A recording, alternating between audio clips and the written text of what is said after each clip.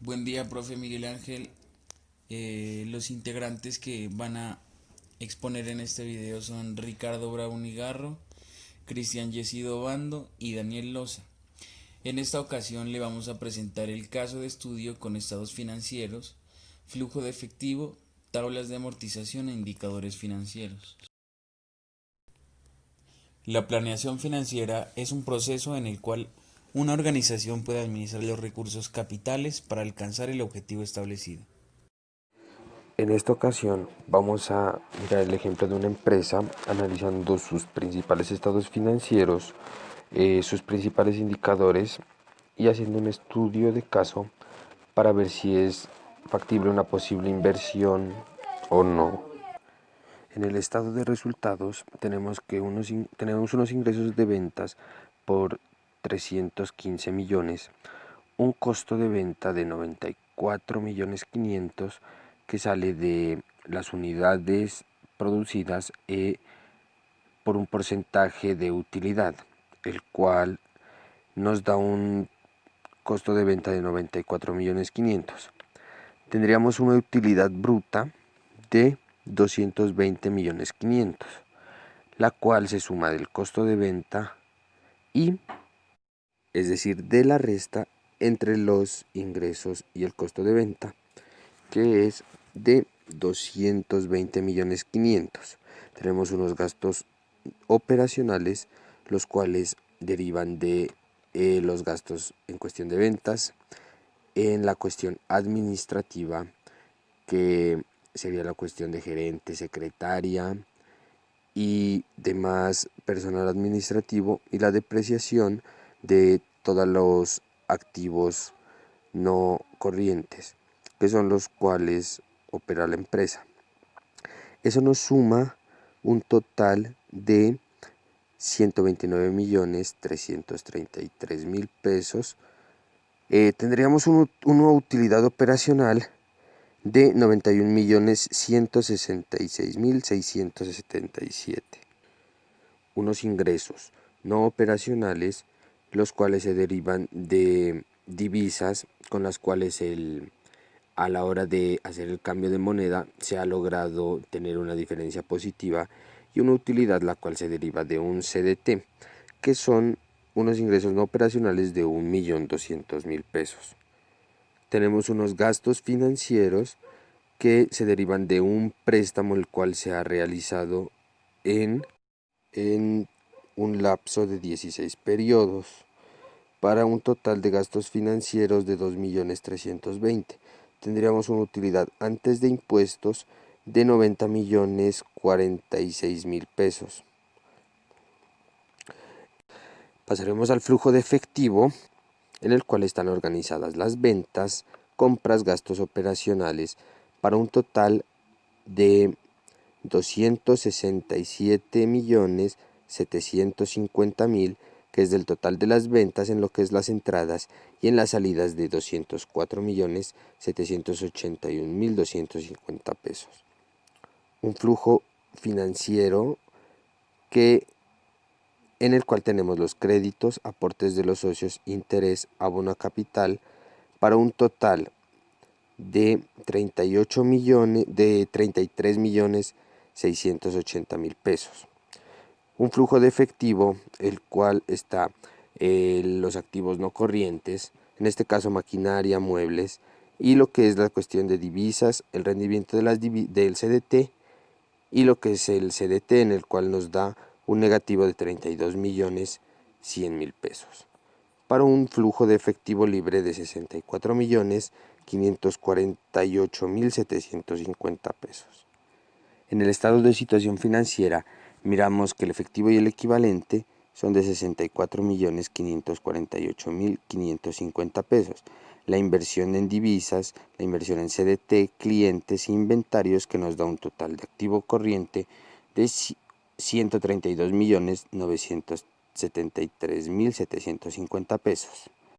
El activo no corriente de la empresa, que cuenta con equipo,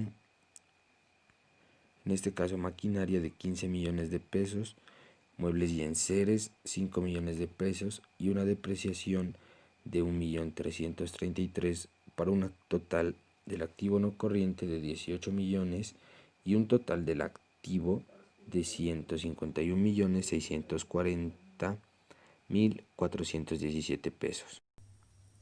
En los pasivos corrientes los componen los proveedores, obligaciones financieras e impuestos de renta. Todo esto da un total de pasivo corriente de 58.209.617 pesos. En pasivos no corrientes o de largo plazo tenemos obligación financiera de 4 millones, con un total de pasivo de 62.209.617 pesos. Y en el patrimonio un total de 89.430.800 pesos, que se componen de socios, reserva y utilidad neta. Una tabla de amortización es la que muestra los pagos que se tienen que hacer al crédito, qué monto tiene que pagar, cuánto es de interés, de devolución al capital y cuál es la deuda pendiente en cada periodo.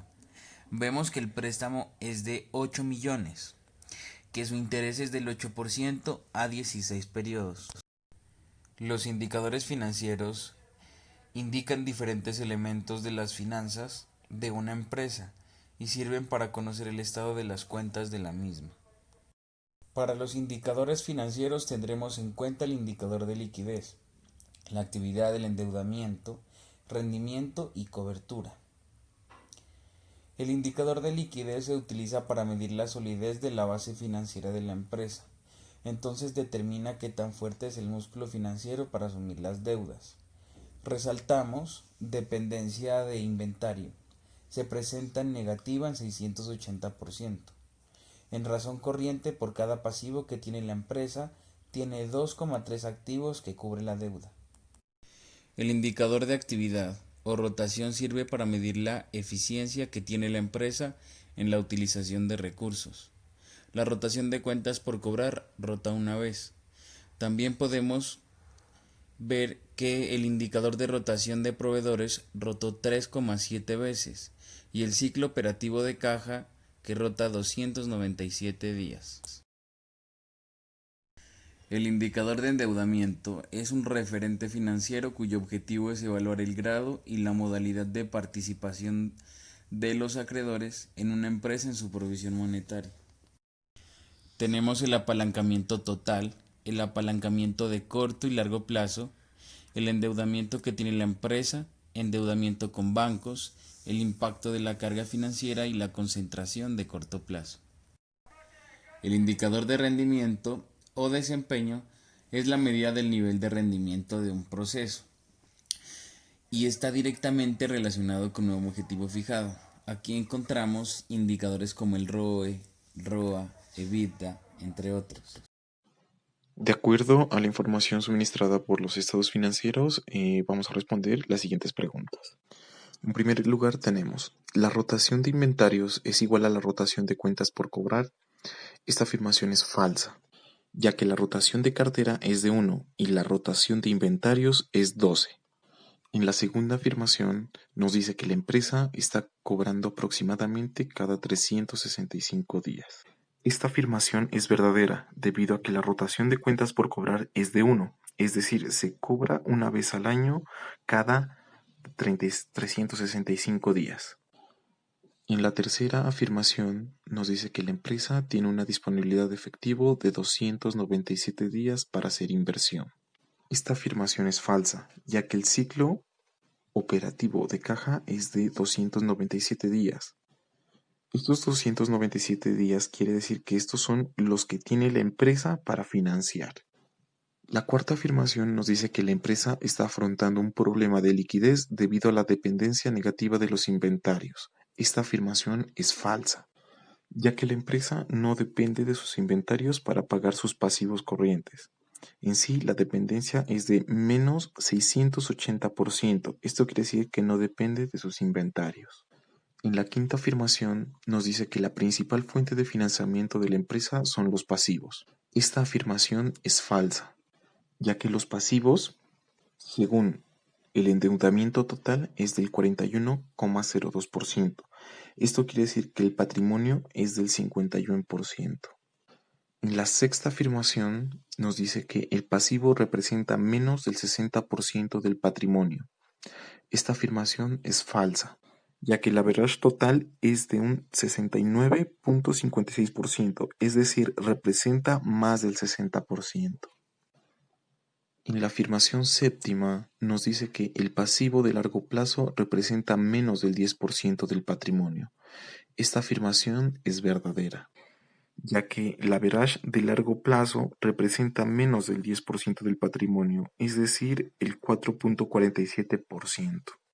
La octava afirmación nos dice que para la empresa crear valor debe tener un WACC inferior al 30%. Esta afirmación es falsa, ya que la rentabilidad del activo es un 35% y el WACC un 9%, es decir, es superior al 30%.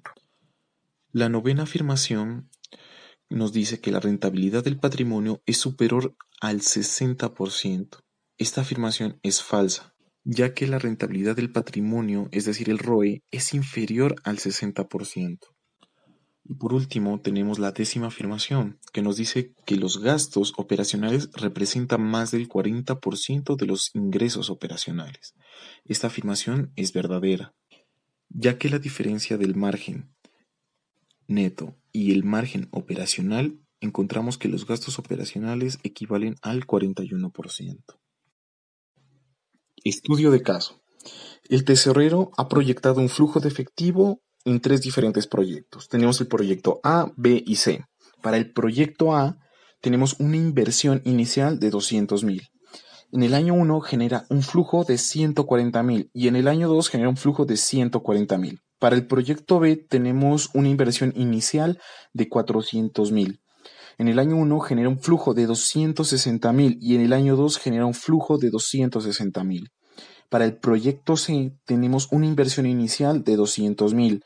Para el año 1 genera un flujo de 150.000 y para el año 2 genera un flujo de 120.000. En el valor del presente neto del proyecto A, el cual nos pide calcular teniendo en cuenta que todo esto se calcula con una tasa de descuento del 12%, tenemos que el valor presente del proyecto A es de 40.000, del proyecto B es de 39.413 y del proyecto C 29.591. Este es el valor presente de estos proyectos. Ahora vamos a calcular la tasa interna de retorno y la tasa de verdadera rentabilidad. Tenemos que la TIR para el proyecto A es del 27%, la TIR del proyecto B es del 19% y la TIR del proyecto C es del 24%. En el cálculo de la TBR para el proyecto A nos arrojó un resultado de 22.7%, para el proyecto B el 17% y el proyecto C el 20%. El taller nos pide buscar cuál sería el flujo para el año 1 para que su BPN sea de 40.000. El taller nos pide buscar cuál sería el flujo para el año 1 para que su BPN sea de 40.000. Para esto, nosotros utilizamos la herramienta de buscar objetivos. Al realizar el cálculo, encontramos que el proyecto 1 necesita de 200.000 y un flujo de efectivo en el año 1 de 143.800 y en el año 2 de 140.000 para que su BPN sea de 40.000.